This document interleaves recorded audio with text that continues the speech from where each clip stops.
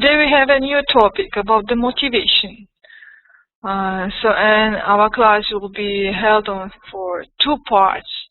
First, we are going to introduce to motivation itself, and the second part would be about the motivation theories. So let's start from the motivation. Motivating workers or employees involves inspiring them to contribute to the goals of the organization. What that means? That means we are actually motivating all our employees to inspire them to perform, to do a job, to make a job in the business, in the companies. It's up to the individual manager to select a specific approach to motivate the workforce and decide how best to apply it. So that means actually the manager, the supervisors, they actually have a purpose to select the best motivations for the employees. It also depends on what kind of job you are doing, in what kind of department you are working. And actually the main question is, what motivates people? So because of we have all people are different, all are individuals, and of course that means different things can be motivated by us. So we are actually motivated by different things. Of course we can say that the common things, as for example, which is the money is the best motivation for all the people. But besides of the money, besides of salaries, and which we have some rewards or incentives, we can be motivated by different things as a recognition, achievement, so as well being a part of a company, and so on. So here is given to you that what kind of features we have of a high or low moral. So what is meant? What that means? So motivation actually, motivation is results in the moral, in the people's performance, in the employees' performance. And the question is how they are actually moral by the work itself. So high motivated people, they have a high moral. For example, let's see. First one, the high motivated people with the higher moral, they are willing to work hard. They are willing to work harder and effectively, right? The next one is they are self-motivated. The people are self-motivated. They are trying to develop with the company. Next one is the workers share in the objectives with the organizations. That means the employees, the people, they like to share their own objective with the company, with the business actually. They are confident in the management. That means that the employees, they are trust to management body. They trust to company, to business actually. And another one, the needs of the work group are considered important. That means the high moral motivated people, they are concerned about teamwork. It's seen as important in the company. So I have some question about what is the motivation and inspiration. So with this we come later, okay? Because we have some question about the motivation and inspiration. Next one, what about the low moral people? This is people who is dissatisfied with their works. They have very low motivation. So it results in reluctance to work. What that means? The reluctance means unwillingness, that they are actually dislike their work, the job, they dislike the job, their duties made, for example. The next one, need for close supervision. That means the low motivated people, they need more like control or monitor or supervision. which means the manager should take them by the controllers. Another one is the lack of interest in objectives of the organization. That means the low motivated people, they are not interested in the company's business. They are not believing in the company.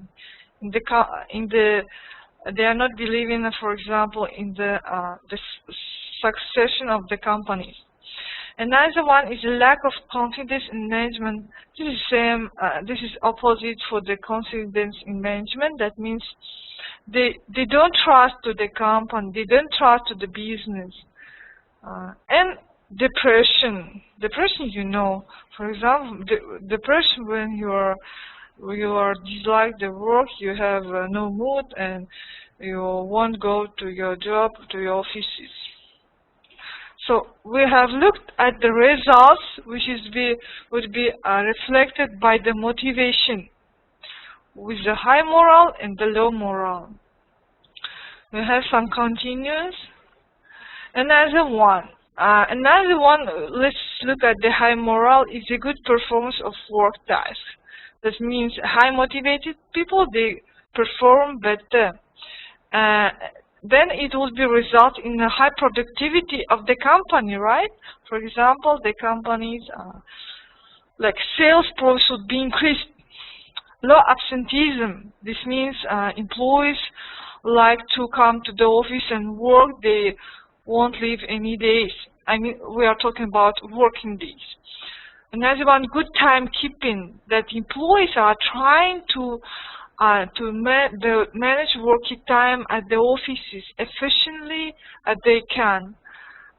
Of course, it will be result in the low labor turnover, and we have some few accidents. What that means, few accidents? That is example, people who working in factory or plants or manufacturing places, they produce some units as example.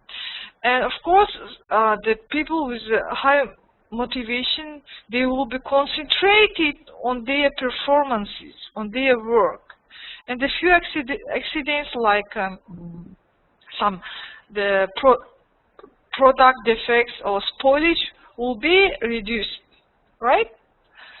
But the people who has a low morale, or they are motivated less than those with a high morale, for example, they won't be constrained to their duties, to their performances. Maybe they can make some defects of products or spoilages. Some accidents could be happen actually in the factory or in the plants. This is we call the people with low morale.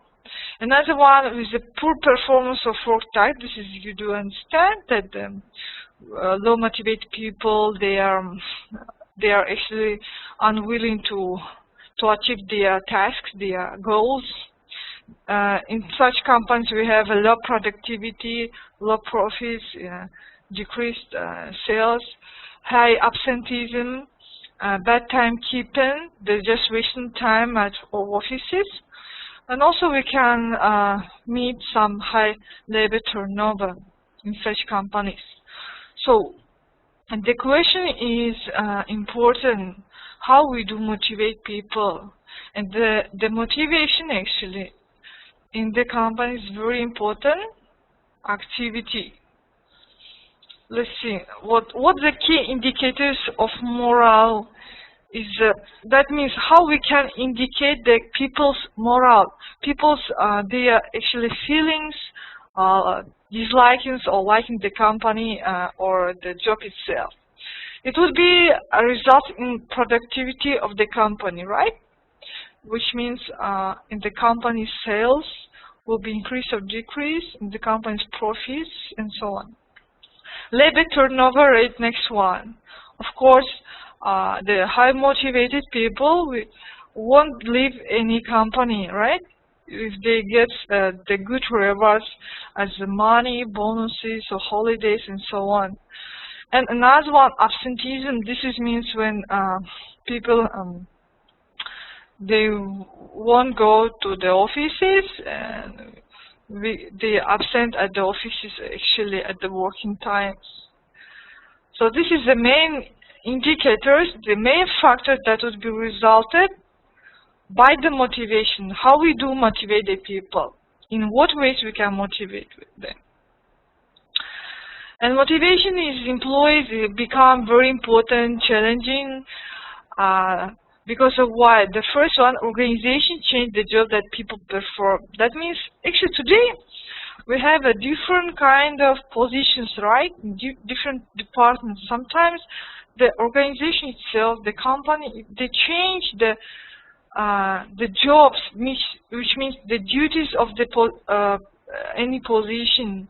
And in such kind of situation, it's very difficult to identify what actually motivates people. Because today people can be multi-skilled, can get some multi-function at the work, can do very different things at work. So, and for those kind of people, we are trying to find a best way of motivation. Another one is organization reduce the layers of hierarchy. What that means? This is layers means levels. Today organization they're trying to make a structure more, let's say, horizontal, in the horizontal line. They reduce the hierarchy of the organization structure.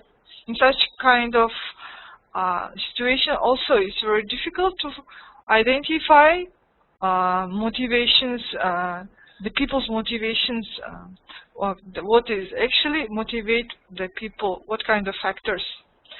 And employee needs are changing. Also, this is very important. All employees are needs changing. When they get some changes, for example, in their duties, in their positions, in their projects, in that kind of situation also, their motivating factors can be changed. And also, let's say, depends on the time. During the time, our motivation factors, that motivation thing, they are changed. So the motivation today is changeable. So today you are motivated by the high salary, for example. Tomorrow you would be motivated by some learning programs, as example. Let's look at the history of development of the motivation.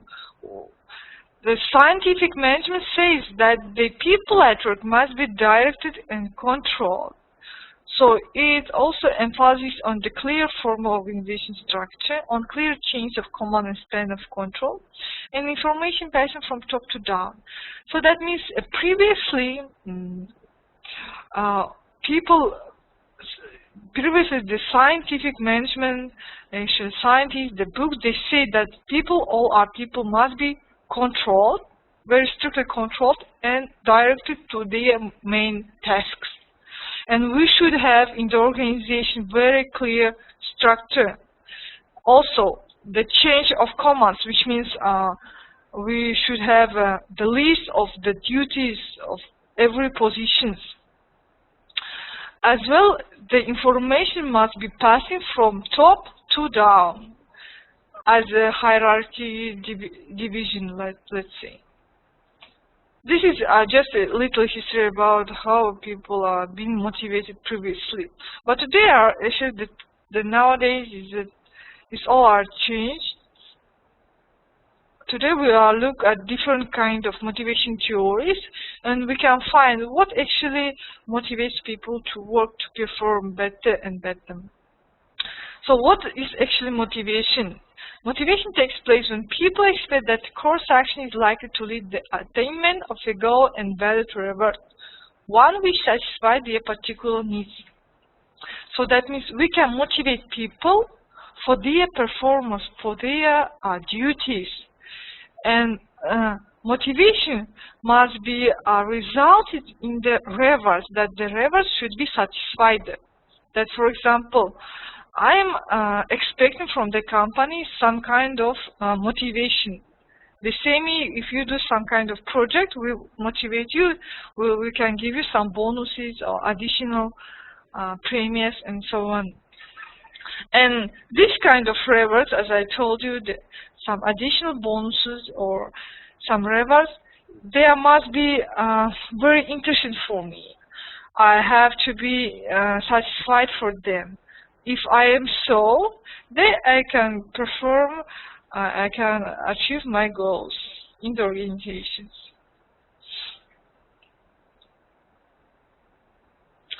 So also motivation refers to the forces and that the person which would be affected by direction, intention, persistence of voluntary behavior. And according to McShane and von Blinow, the motivated employees are willing to exert.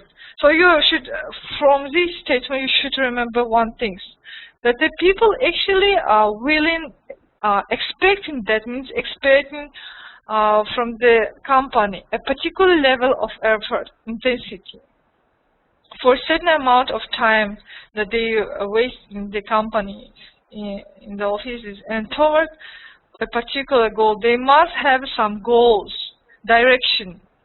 So we are employees, first we must have a direction, our goals, our task, what we should do actually, right? For a certain amount of time, we have to know our deadline when we have submitted some kind of project, right?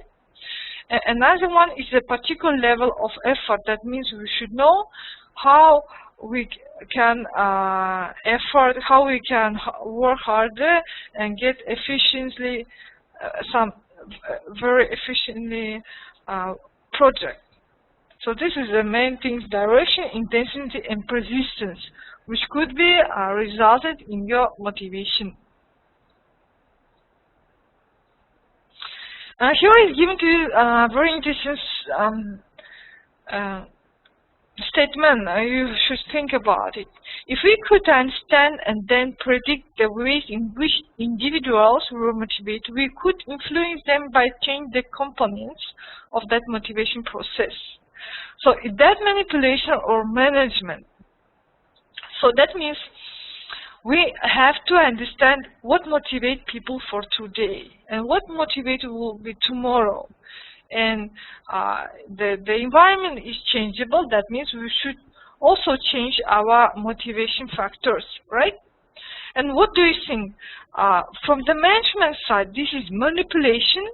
We are manipulating people. We are forcing them, like we are trying to manage and to control. Or this is just a business management. We do what we have to. Manipulation, that means you specially do some things that would be resulting in your ways what you are expecting for. Okay? And management, this is management, that means we are managing people in the right ways that we have done. So any suggestion about the manipulation or management, how do you think, how do you see this statement? What do you think? The motivation today is manipulation or it's more management? Actually, we can use the motivation not only in the businesses, we always use in our life, in our family. For example, with our children. We also motivate them. For example, we ask our children, if you do your homeworks, then you can get like to see some cartoons, or you can get some gifts or something else. This is also seems as a motivation. But another way, it could be seen as the manipulation, that we are manipulating by our children by some reward that we are promising them.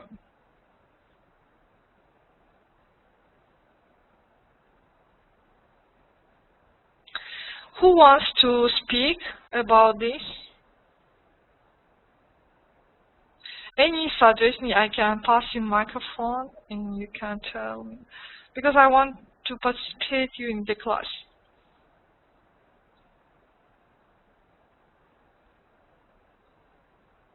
So can you give some examples? For example, when the motivation seems as a management, and when the motivation looks as a manipulation by people. Any examples?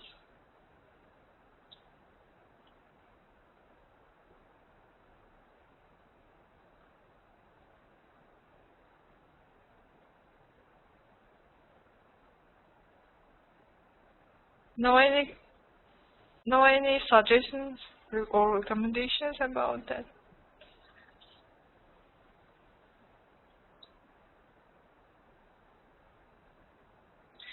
So the management, when we see motivation as management, that means, for example, we are passing some project to our employees, and we let them know that if they submit the project by deadline, and they would be very effective work, that means we can use those projects for the businesses, then they can get some additional premium, additional bonuses or incentives. And if they saw after they performing the project, when the employees really get those reward that they expected, this seems as a motivation, as a management, right? But when, for example, as a manipulation, when we promise our children, if they finish the homeworks by evening, and then they can, for example, they can watch the cartoons. If they do so, but after that we say them that they need to sleep or something else, we are not doing that what we have promised, right? In this situation, we are manipulating with the people because they didn't get what they expected, right? And in this motivation, it's not a management. It's more as a manipulation. Seems as a manipulations.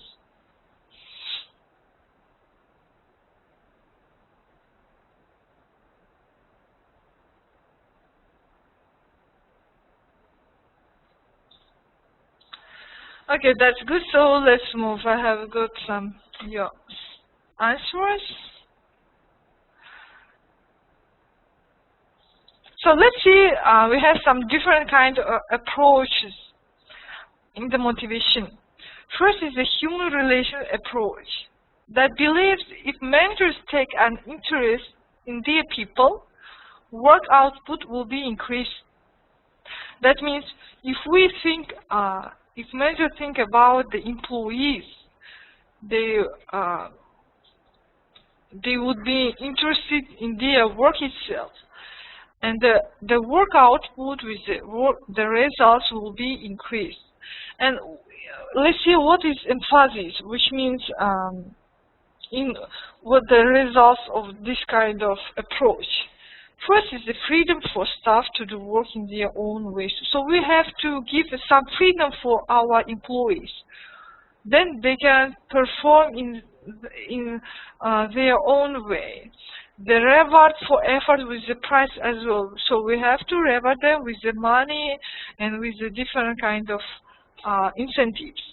Offer the encouragement rather than discipline. So we have to encourage people to perform better than just to control and force them as a discipline. Another one, we have a management by objectives approach. It believes that people need clear objectives and standards to work to and have some say in what these are. So this kind of approach says that people, they must know their own objectives, what they should do in the company, and what kind of standards of working standard they have. So it emphasizes on the set objectives and targets. So we have to set our objectives and targets. Define main activities. That means define the main duties, the employee duties. The set standards. The review progress. We have to review progress to get some feedback, right? and review the training and development needs. That you remember about the training and development needs we have talked about, that we always must review is if our employees need any training and development programs. Next one, we have a learning organization approach. It believes that the planning and implementation of programs designed to improve the effectiveness with which the organization functions and responds to change. That here is the main motivator seems as learning programs. That means if we provide some learning and training program to our employees, then their knowledge and skills will be increased, and the power based on collaboration and reason, that means they will be collaborating with the organization itself, and we can see some humanistic, we can see some democratic ideals in our companies. So this is very important too, to provide the learning and development programs to our employees. What about, we have also some individualism or collectivism. How we can motivate people by individually or by a team working, as example. It's argued that people do not work in isolation for each other. Therefore, for an organization to meet its objectives, it must foster both individual and group motivation. So we should remember that all people are different, right? All are individuals. So we must have special motivation program for each individual, as well as we should have a program for team workers who is working in the team. Another one, we must create a system of cooperation to achieve organization's aims. That means all employees must be cooperate with the organizations. They actually must know the main business aims, what they should do to get the organization's goals. As well, must engage the positive competition with the organization perspective groups. That's very important, that in the organization we must have some competition between the employees. Because competition actually, it will be resulted in motivation. That when we have some competition among our employees, those employees will be more motivated, highly motivated, and trying to better perform because they have competition to be the best in the company. Okay? Another one, an adaptive management style in terms of management of people in groups. That means we must have adaptive management style as the style in the company, because companies are different. Also, we can't get some the classic management style and apply to our company. We have to create our own the management style, how we can manage the people, the management style, because our company would be different, because we have different people with a different willingness. And enable freedom of expression, creativity. That means to motivate our people, to motivate employees, we must give them a freedom to perform. So when they will get some freedom, they would know in which way they can perform better and effectively. Maybe they would get some creativeness at the work. So that's all for motivation. For this was first part. Any questions so far? So now we have introduced to the motivation. What is it actually, motivation? What motivates people? We have looked at the different approach. That means in which way we can motivate people. As well, we have seen some the factors which is be resulted after motivation, with the high moral and the low moral people. Any questions so far? If no question, we can move to motivation theories.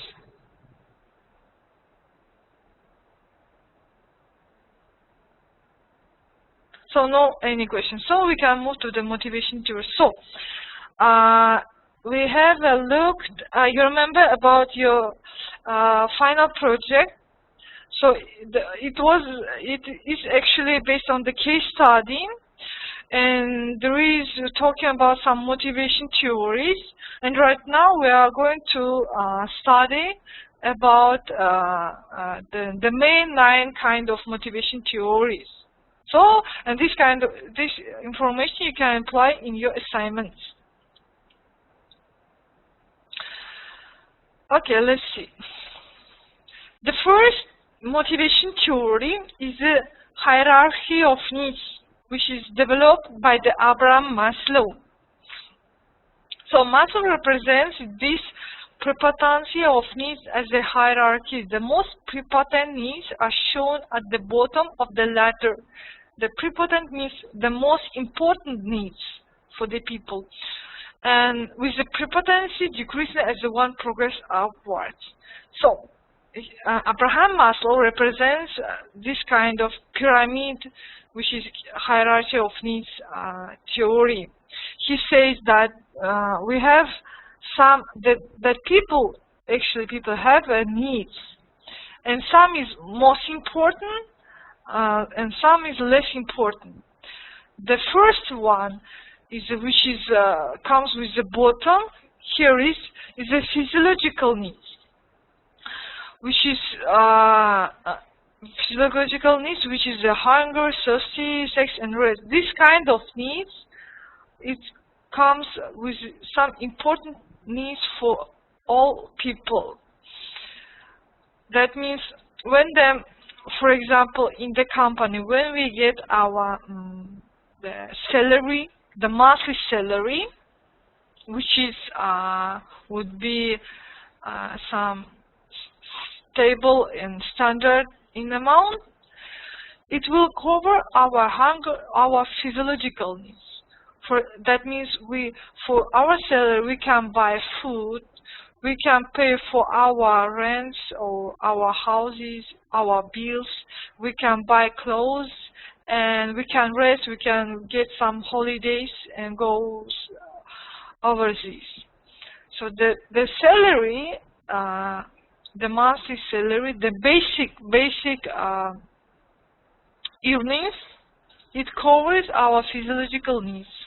Next one is the safety, that people, after they cover their physiological needs, they've been satisfied with them, they need another one, physical safety or physiological security. That means, as example, when we work at company, at manufacturing or plants, we need some security and safety to do our jobs, right? For example, we have some insurances, and or in the companies you have securities, cameras, and your workplace will be a safety to do your job, right? Next one comes with the belonging, that when we cover our physiological and safety needs, we need another kind of needs, like comes with the affiliation, acceptance, or being part of something. That means we are willing to be a part of something. We are willing to be in society. We are willing to be a part of a company. Okay, this comes with the belonging. After that comes with the esteem, the respect from others, self-respect and recognition. This is, we talk about the reverse. As example, when we have some programs or projects, and then when they would be rewarded, this is recognition, that our job actually recognized by the rewards, by the incentives. Also important, the respect, that we are actually expecting the respect from colleagues or from our supervisors.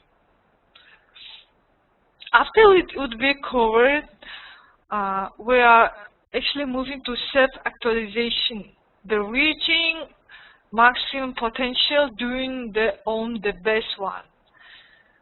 Besides of those needs, any employee needs to get its maximum potential, to try to do their jobs in the best way, to be is the best employee in the company. We are willing to be so. So this is the first theory by Abraham Maslow.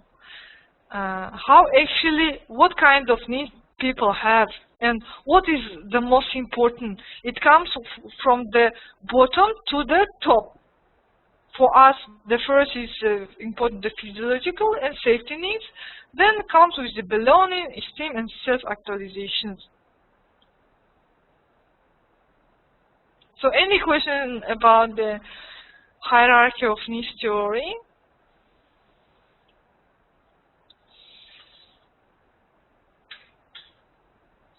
Affiliation, that means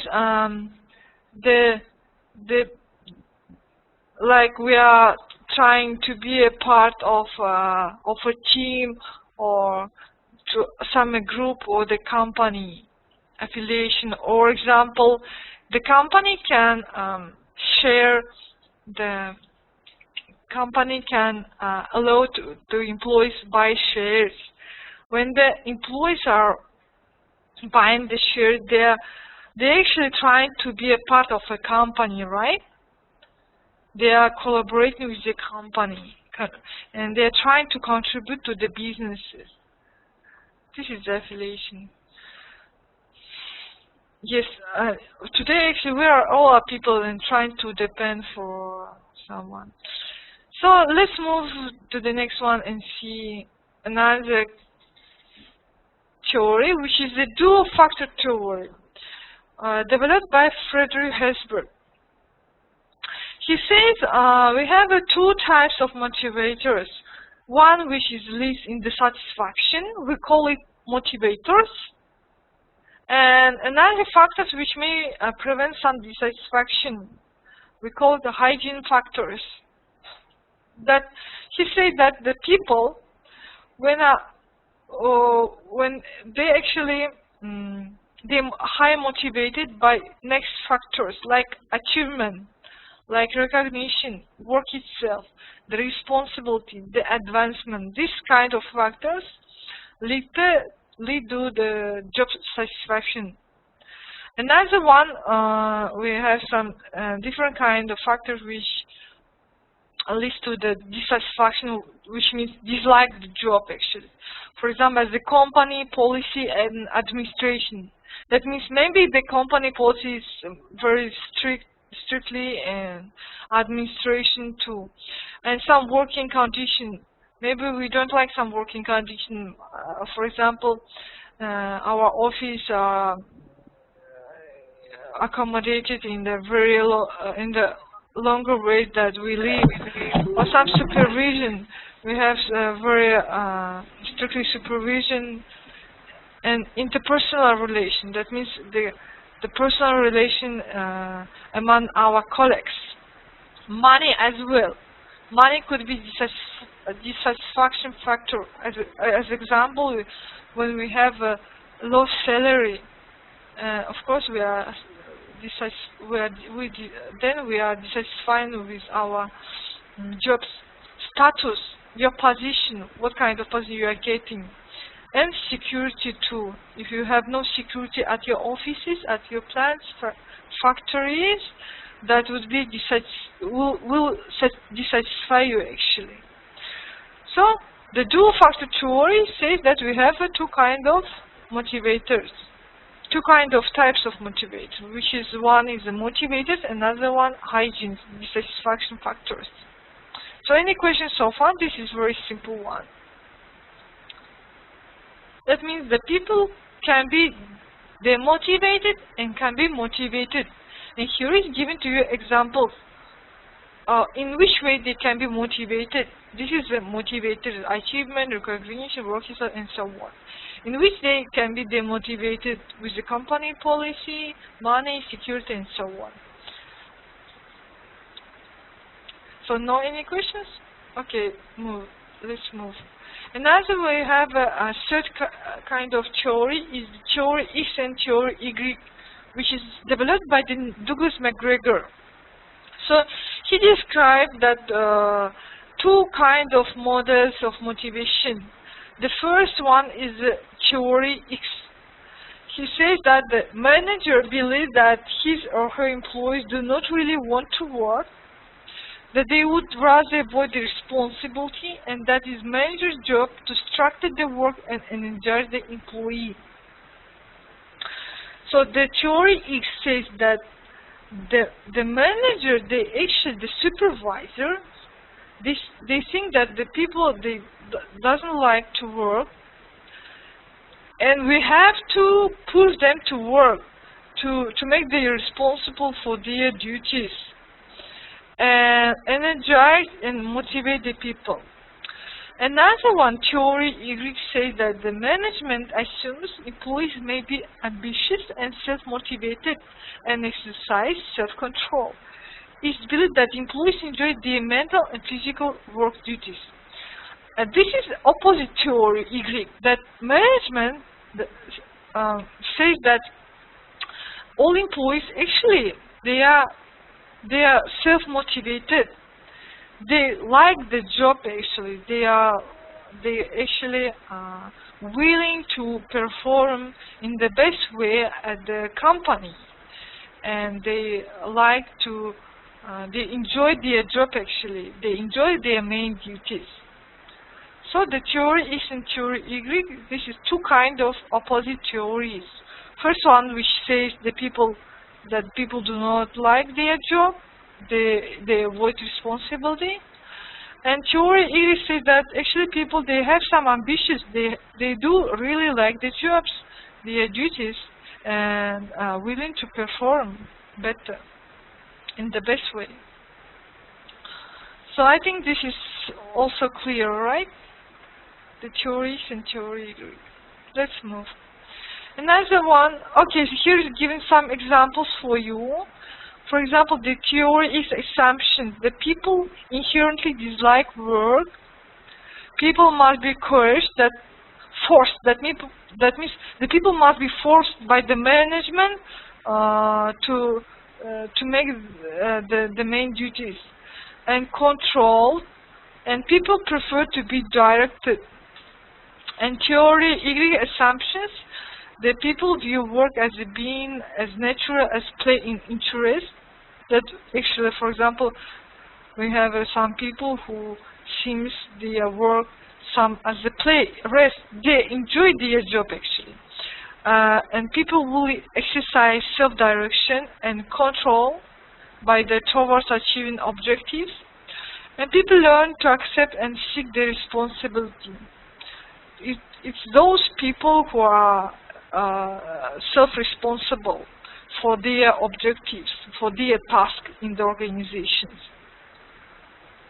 So this is a theory X and theory Y by the Douglas McGregor. Let's move next one. We have another kind of theory which calls the three needs theory, which developed by the David McClelland. He says like people have three kind of needs in the organization when they do work. First one is the need for achievement. That the people need achievement, the personal responsibility, feedback, to get the feedback from supervisors, and they would like to moderate their risks. Another one, the need for power. The people need influence. That, for example, this talks about the management. When the manager, they like influence people.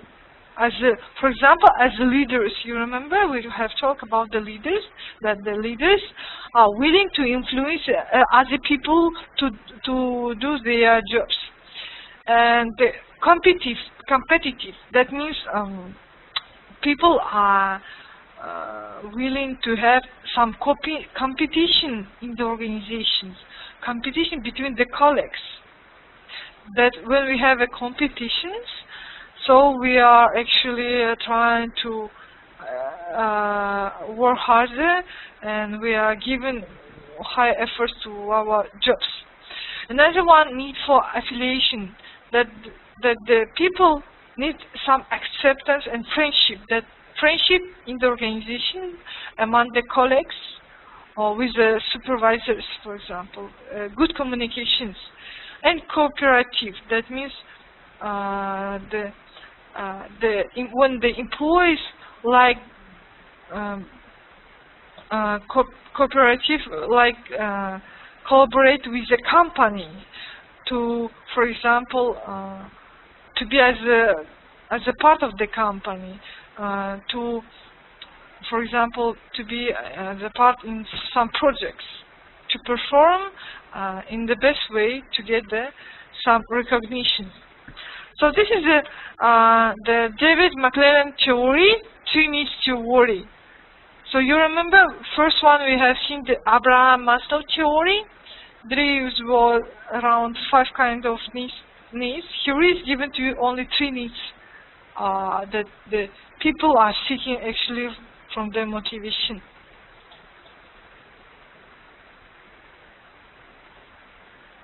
Okay, I have some question. What is the need for achievement? Need for achievement, that we are willing to get some level of our performance, the level of our qualifications or jobs itself. Achievement, to get some, to achieve some goals, if we have so in the organizations. As example, to be to get some promotion, or to be the best employee in this year, or to get some rewards from the organizations for achievement of special goals that we have done. This is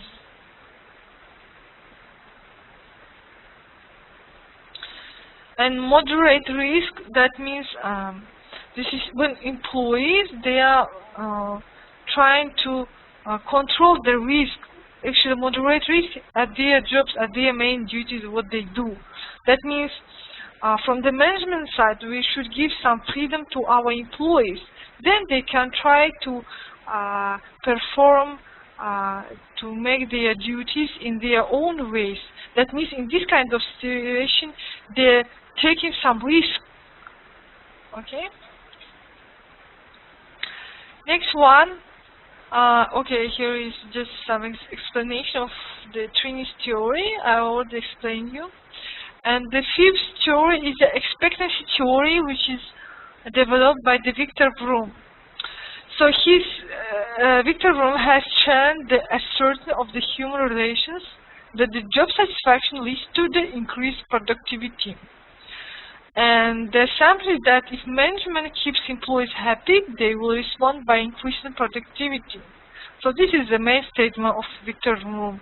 That he says that we must try to make our employees happy. Then the productivity will be increased, like our profits will be increased. Because happy people, they come to the office, they try to work efficiently, and actually they perform better. This is about the happiness and about the productivity. That these 2 factors are linked to each other. Okay? I think this expectancy theory is clear, right? The happiness will be a result in productivity of the company. The happiness of the employees. Next one, okay, here is given some explanation. You can look at yourself. And we have some equity theory by Stacey Adams. So an employee compares his or her jobs with the inputs and outcomes ratio with that of reference. If the employer perceives inequity, she or he will act to correct the inequity. That means actually we are trying to compare how hard we working. If we do so, if we work very hard trying to perform in the best way, then we are expecting very good outcomes, which means we're expecting some additional bonuses, some incentives, right? And if we don't get some kind of, which is we are not going to be recognized by the company, we won't get any reward, then it can be seen in the lower productivity of the company, the reduced quality of the jobs, reduced quality if it's manufacturing company, the quality of the units of products. If it's service company, the quality of the services. Also increased absenteeism. We want to come to the office work and we can find a different kind of reason to absent at the office. As well as the voluntary resignation, we are resigned from the company. We're trying to looking for another job. So equity theory, that means equal. That means we are expecting how much we give effort to the company, to the business. So in this kind of amount, we should get our salaries, rewards, and so on. The outcomes and results, and we must be satisfied with those rewards. If the employees are satisfied, then they shows a very good performance. Okay, you do understand this equity theory? Equity theory means any employee it compares how much they work in the company, how long they work, how hard they work. If they work very hard, they are trying to use the working time in effective way, and they have some very successful projects, then this kind of employees, they are expecting very good rewards, right? Because the rewards must be equal to your performance. So you are comparing your performance with the rewards you are getting. If you, for example, if you are not trying to be the best employee, your performance would be decreased, and your absenteeism at the job will be increased, then of course you will get some very low rewards.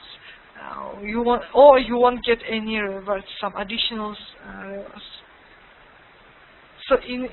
So we are actually, this is equity theory. We are everywhere we're trying to find the balance. How much we put, so how, and this amount would be seems as an output. How much, how long we put our efforts, our times in our jobs. So in this amount we should get our outcomes, our salaries, rewards, and another kind of incentives. So I think this clear one, equity theory. Any questions so far about equity? Okay, let's move. Another one, we have some Skinner's reinforcement theory. So this Skinner's theory simply states those employees' behaviors that lead to positive outcomes will be repeated, and the behaviors that lead to negative outcomes will not be repeated. That means a very simple one. For example, you do perform very good for this month, and then you will get some incentives or bonuses, right? After that, the next month you're trying to make the same job, which means you're trying to work perform better to get those rewards that you have got in the previous months. But if you, for example, you work very good in this month and you didn't get any rewards as you expected, then you won't be work as hard as you can on the next month. And the manager should positively reinforce employee behavior that lead to positive outcome. That means the manager must be motivate employees to get the positive performance, and measures should not negatively reinforce the employee behavior that leads to negative outcomes. As example here is given to you, let's see, the research suggests that an employee's income increases, the money becomes less of motivator. So what do you think about it? When your income increases, and after that, for some people, the money becomes less of motivator. It's no longer seems as a motivator. Also, as employees get older, the interesting work becomes more of a motivator, because maybe the older people, they already have some pensions or already some deposit in their banks.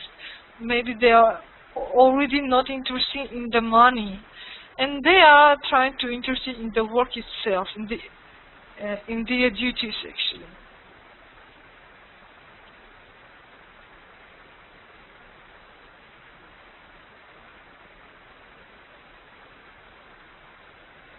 No questions so far about the skill reinforcement theory?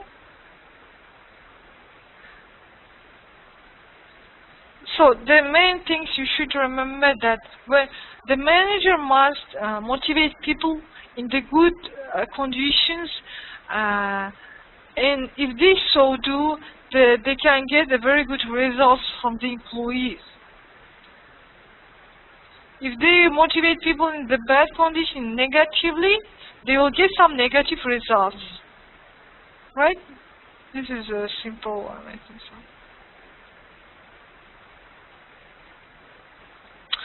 Okay, some of you say to me that the money is all the time motivator, but I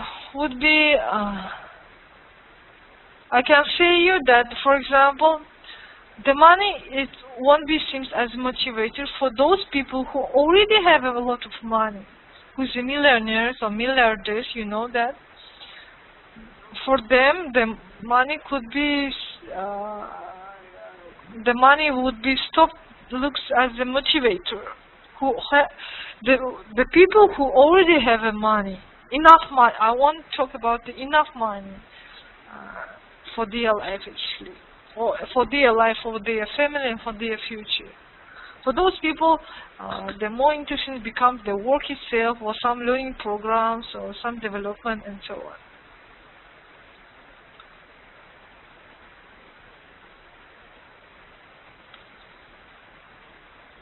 And as I know, I can tell you sure that the older people, they're more interested in the work itself. As I know, as my friend, she's working, and she's getting a very low earnings at the company, but she so likes the company. She so likes the collective, the employees, the culture of the company, the organizations itself. And she won't leave this company, but despite of that, she would have some very good offer from different companies with the higher salaries, because she's already the part of that company, and she becomes the company colleagues becomes as a family for her, and she likes the company so much, and the jobs she's doing actually her main duties. And in her age, maybe she won't need any money. She has enough for the retirement. I have some examples of people who's interested in different factors beside of the money as a motivator.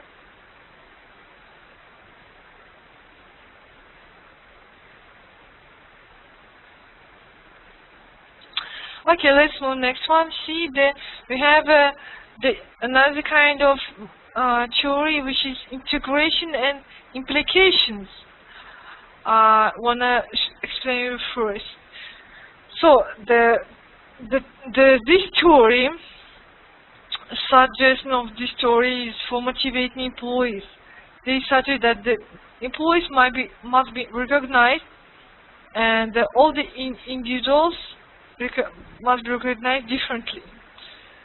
So we have to match people to their jobs, so that which means they match employees to their positions, to their jobs, as we can see, to their main duties. Use the goals, the company goals, for the motivators. Individualize the rewards. All rewards must be offered individually for each of employee. Because as you are, for example, you're interested in learning programs, another one, your colleague, interested in to get some free insurance or to get some free transportation. You see, you are motivated with different factors. So it's very important when the management body individualize the rewards for each employee. Also, we have to link rewards to the performance. That means how you do perform for this month, you will get this kind of special rewards. Check the system for equity.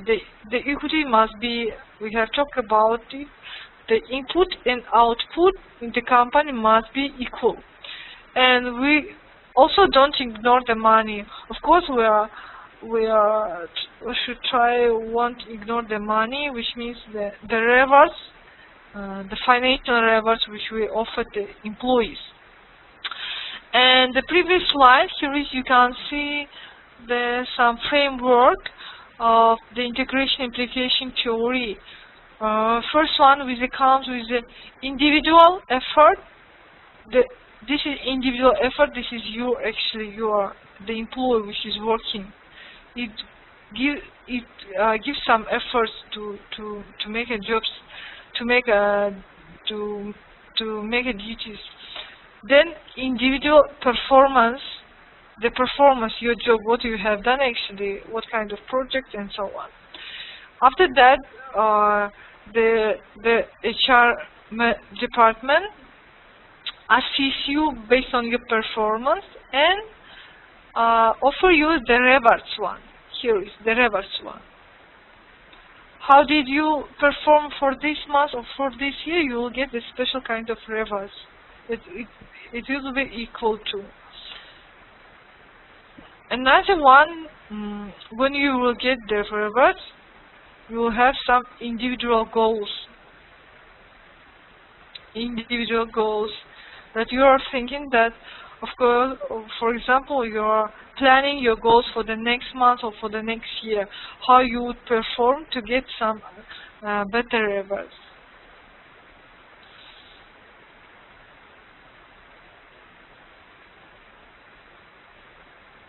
Maybe you will have another kind of needs, like we have talked in the Abraham Maslow needs. You remember the self-actualizations or esteem, to belong to someone or to buy the shares. This is dominant needs. Maybe you can ask your supervisor to get the rewards in special needs you are expecting actually.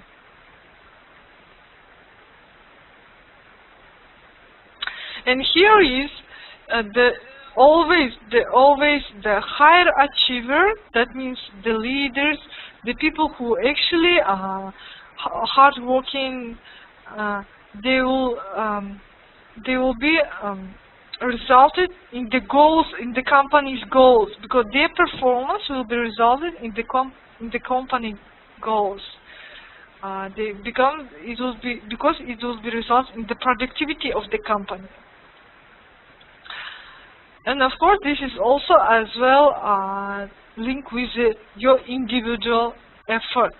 So you do your efforts, you do your work, you are trying to achieve the higher levels, and it will be resulted in the company achievement, in the company's results, that you achieve the organization's goals.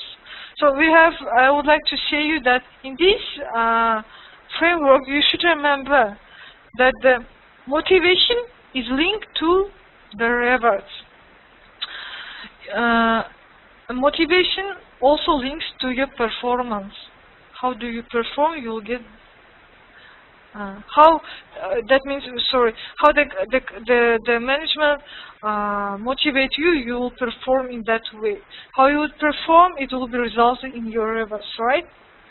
And also all of these, your performance will be resulting in the company's performance, in the company's productivity, in the company's profits and sales, right?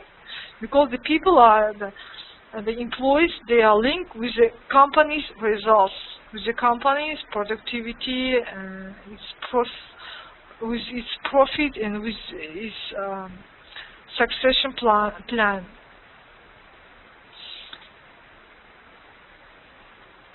Because sometimes companies, the management, they actually forget about the motivation, about the people motivation. Because the people are main resources of the companies, and all depends from their performance, all depends from the employees' performance, and of course, the employees' performance will be depend from the motivation, right? Motivation. What is motivation? How you do motivate people, how you manage people, and what you do promise them, what kind of rewards you offer them. This is the linkage between the motivation, performance, and company's results. Let's move another one. We have the last one, the Hawthorne effect Mayo, which is developed by the Mayo, another kind of motivation theory. It has been described as the rewards you reap when you pay attention to people. The mere act of showing people that you are concerned about them usually spurs them to better job performance. You see, this is a different situation. That means the Mayo says, if you are low concern about the people, the controlling the people, the management people would be reduced, then people would be perform better. And the Hawthorne effect has also been called the somebody upstairs care syndrome. It's not as simplistic as the ideal popular under the human relations craze of the reason that you just have to be nice to work. It's more than eating great. So when people spend a large portion of their time at work, they must have a sense of belonging, of being part of a team. When they do so, they produce a better. That's the Hawthorne effect. That means here it says, maybe it's a little bit seems confused, that here it seems this is two. You have to link these two statements. I want to show you this one and this one. That means when you give the freedom to your employees, you trust them, right? You give a freedom in their job, in which way and how they can perform to complete their project. As example, your controlling and monitoring will be reduced, and then their performance will be increased. The job performance will be resulted in very good conditions, because this kind of people, the employees, they are feeling that they belong to the company, they are as a part of a family, as example, and they know that they have got some trustness and confidence from the management, and in this situation they are trying to perform better and better. This is a Hawthorne effect. Which is developed by the Mayo. So sometimes we must give some freedom for our employees to make their jobs, so to reduce our control and supervision, because this kind of things becomes as demotivators. They actually would be resulting in depression and unwillingness to do our work, and our mood would be not so good when your supervisions every hour says you should do this one, and in which way actually. Of course, this could be as a demotivator for you. You won't be perform better as you can. Of course, it's risky. This is because I won't tell you that you have to use this theory in your companies or in your life. This is one kind of theory that we are studying as a motivation one. That means we should have some balance with the freedom and with the management, right? We've given some freedom for our employees to be creative, or with the control or monitoring them how they do actually perform, right? So this is like a coin with two sides, and we always should have some balance. So that's all for the motivation theory. Any questions so far? So you see, you have your final project, which is based on the motivation theories, and there is some questions we have to. Let's look at those questions. If we have a time, just 1, 3, 6. Yeah, we have a time. I wanna show you there's some questions, which is the answers you can get from this theories.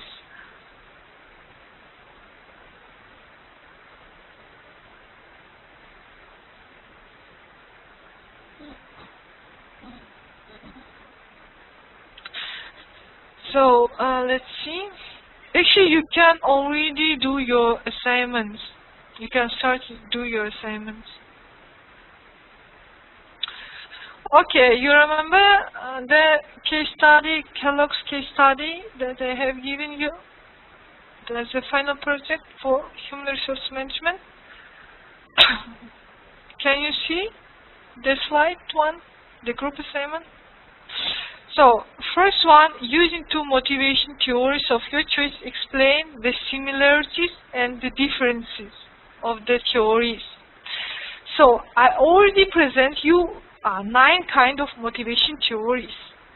You also can review the theories in your ebooks that I have given you, or you can review in you can search in internet.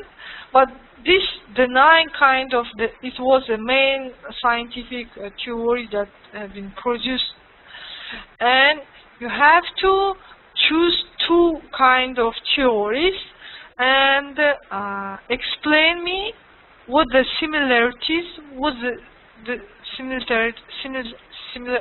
similarities of those theories, and how they are differ from each other, their differences. Okay, you can choose any 2 theories from the motivation theories topic. We have a 9 kind of theories, so the additional information you can search in internet and you can get in your ebooks. So try to get your own the motivation theories. If you can, I know that you have different groups. So if different groups will choose the different kind of theory, that it will be more interesting for me. Another one, describe the benefits to organization of having a motivated workforce. This will be based on the case study. You must explain the benefit that the Kellogg's company have from the motivated workforce. The third question, you see, analyze the difference between the hygiene factors and the motivators. You remember we have looked this theory. I think this was second one. This is the Frederick Herzberg theory, the dual factor theory. No, sorry. Hygiene factors and motivators. Sorry. I'm sorry. Yes, right. This is the dual factor theory. You see, we have some motivators and hygienes, the dissatisfaction factors. And the third question says you have to analyze the differences between those 2 factors. To analyze, it means you should give me your minds about those factors.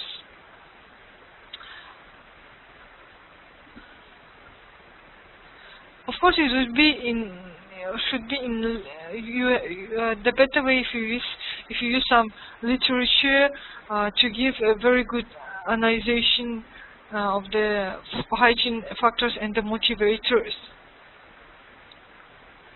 I would like to see your critical view, critical analysis of your thoughts. And the question 4 is evaluate the benefits to organization of using different motivation approach. So we have seen 9 kind of motivation approaches, the same as the theories.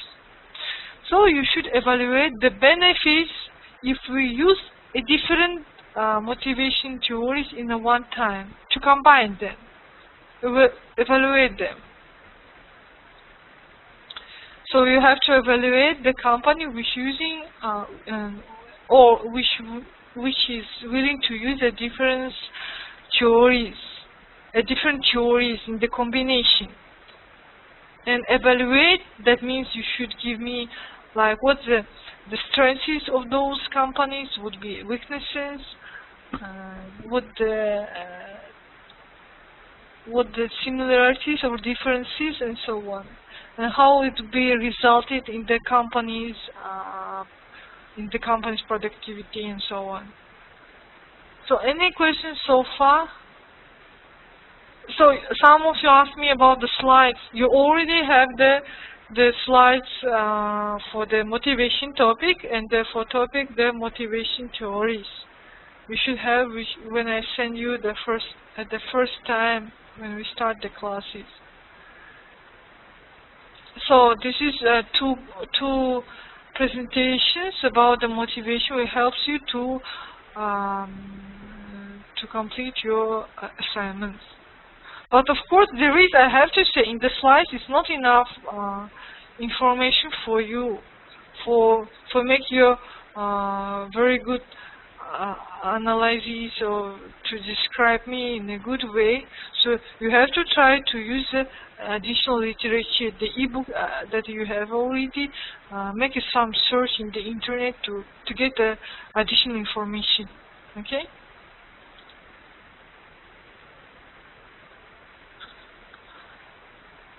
So, okay, I have some questions about the theory number 4. Okay, let's back. The three needs theory about David McClellan. He says that all people have 3 kind of needs. First, the need for achievement, to achieve some goals, to achieve some levels of their jobs in the organizations. For example, to get some positions, to get some promotion, to get some level of rewards, which is salaries or incentives.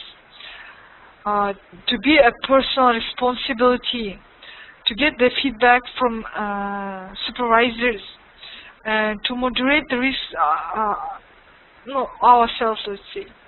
Another one is a need for power, that the people need some influence, to take some to be influenced by the others and to influence others as the leaders, for example. To have some competitive, which means to have some competition in the company. Because when we have a competition, this is like since Olympic Games. You're trying to be the best, right? You perform in the best way. Need for affiliation, that we are trying to have a good relationship with our colleagues, trying to find some friendship, acceptance, which is respect from our colleagues, and cooperative, which means we're trying to cooperate with the businesses to, let's say, to contribute to the organizations with our own ideas and plans and so on. This is the Trinity theory.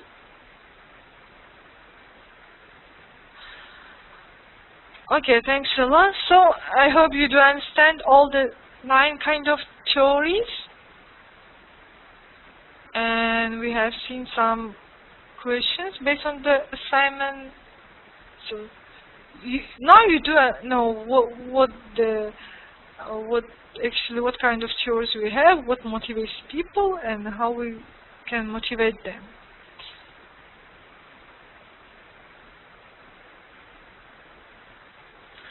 So any questions so far?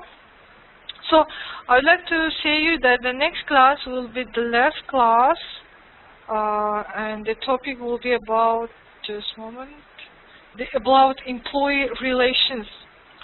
We will study about the employee relations, about the health, safety, and welfare at the job, about the equality, about the equal opportunity and diversity at the businesses. So the next class will be last class for this semester. And I would like to say you that I think I would replay the class for another day, because I'm leaving the home on Friday. I won't be able to teach on Friday, on the next Friday. I will replace it for another day. I'm not sure which day, because I asked administration to replace the class, so they waiting their response. Anyway, I'll let you know about the changes. Okay? If the replacement would be before the Friday for the next week, or after the Friday after New Year. Let's see what the VVS administration says about this.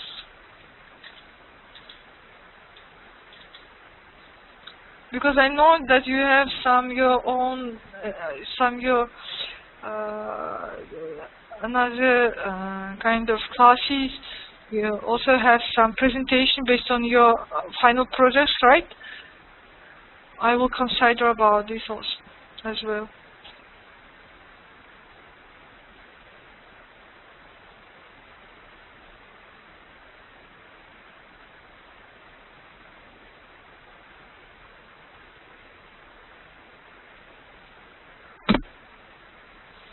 So sorry, I have some questions. Let me see. So submission date,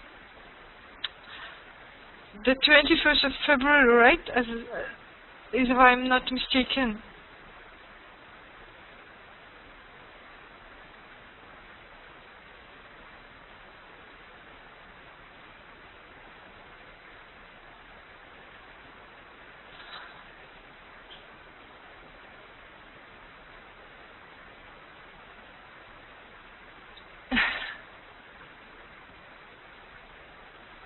So if you don't have a last presentation, just let me know. We'll send you.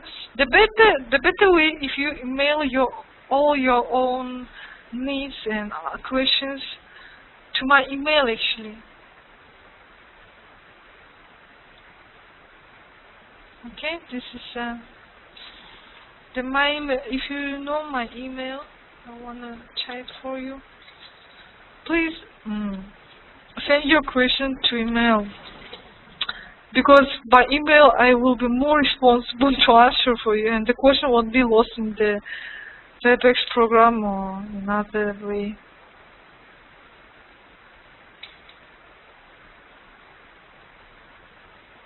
Yes, 21st of January is the last submission date. You remember I was giving you the date of the submission? So I was giving you 1.5 months to complete your work. Okay. And what else? What else you have?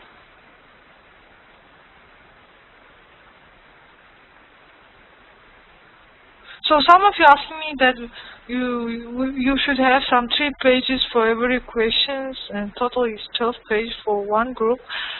I'm not sure how many pages, but I was giving you the limit of words that your answers must be around complete for 3,000 words. So it's how many pages will be? 12 or not 12? More than it or less than it? It depends on you.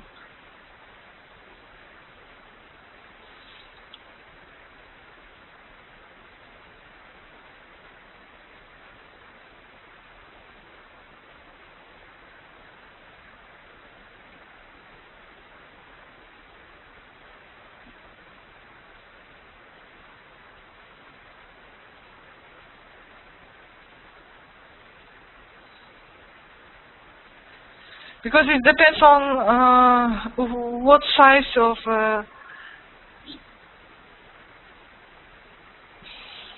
sorry, just want to show. I want to see.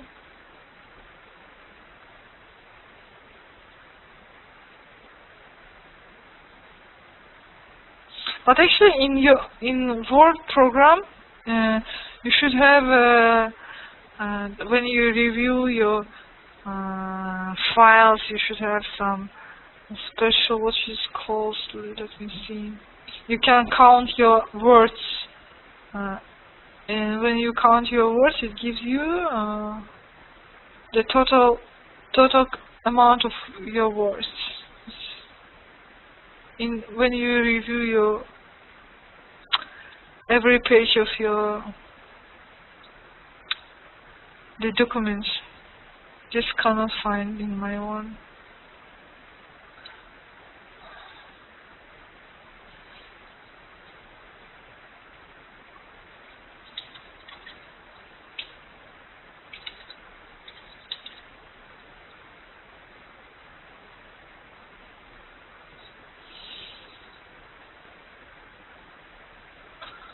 So actually, I received only two groups. The members from the two groups only. What about the rest of students? You have a 3,000 words, not the 300. So I wanna tell you that I received only two group members.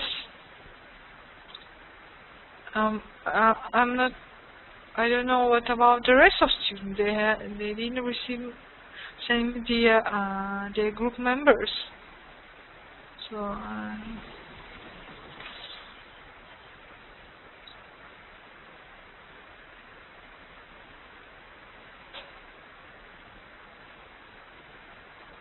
okay. Okay, I try to manage your groups, and then we'll email you what I have actually. Okay? How many groups with how many members I have. First, I have to manage my own to see. Then we'll send you. We'll inform you. Okay. So yes, I have some of you only, and rest of waiting for. So thanks a lot. So I hope you do understand everything. The class was very nice, and I enjoyed as well. So see you on the next week, on the next session.